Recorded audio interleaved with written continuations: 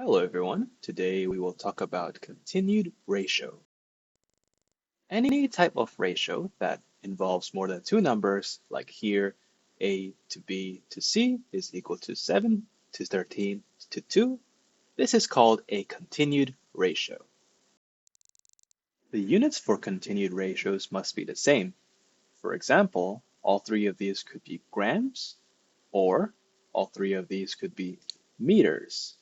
But if the units are different, then we need to do some simplification.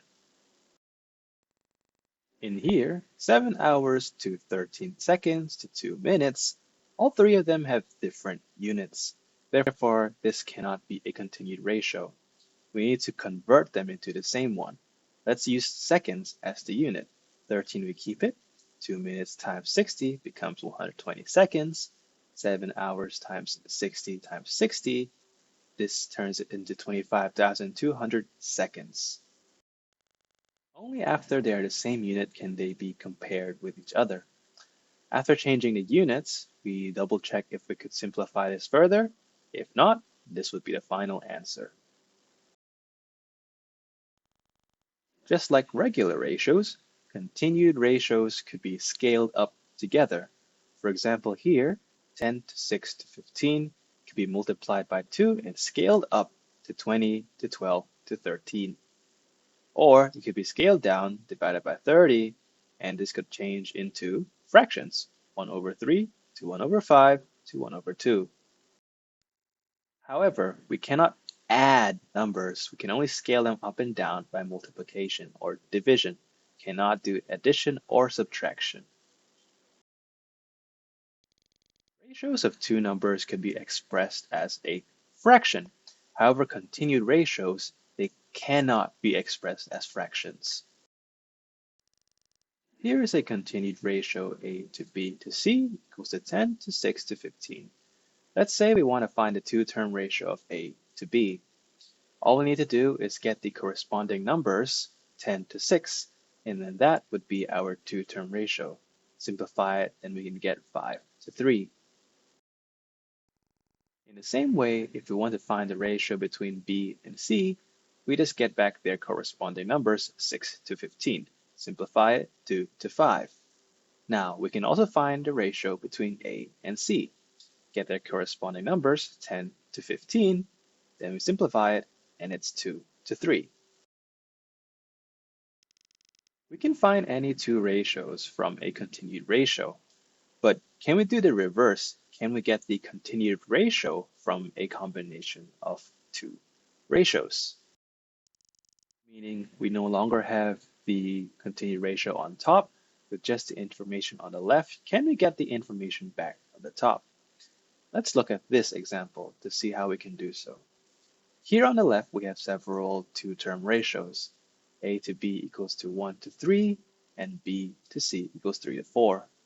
Now, we want to find a continued ratio of A to B to C. Let's first write down what we have. A to B, we have 1 to 3. B to C, we have 3 to 4. In the middle, you can see that B both are the same. It is 3. Therefore, we can directly write down the continued ratio below as 1 to 3 to 4. But let's look at this example. Again, just like before, we copy down the numbers. A to B is 2 to 9. B to C is 3 to 5. However, in the center, you can see that 9 and 3, they are not the same. Therefore, we need to do some scaling in order to make sure the middleless number is the same before we can copy down the numbers to the bottom. So we can scale up B to C by 3. This makes B the same number, 9. So 3 to 5 becomes 9 to 15. Now that the middle number is the same, we can just copy all of these three numbers at the bottom. So the continued ratio is 2 to 9 to 15. Sometimes they are even more indirect. We are not just given two ratios, we're even given an equation and a ratio. Is it possible to find the continued ratio directly from this information? Let us try to write down the numbers that we have on the right-hand side. But we find that we cannot do any kind of comparison because the first line is not a ratio. Therefore, the first thing we need to do is convert the first line back into a ratio form. Now we know that ratios can be expressed as fractions, so just turn this into a fraction and we can get the ratio. On the right-hand side, there is a hidden 1, so we put down the 1. Then we move the c to the left-hand side, and then we move the number 3 to the right-hand side. Then we get this fraction, a over c equals to 1 over 3, which means the ratio is a to c equals to 1 to 3. And now we just do what we have learned previously. We write down the ratios on the right-hand side, and we can see that the c, the numbers are different.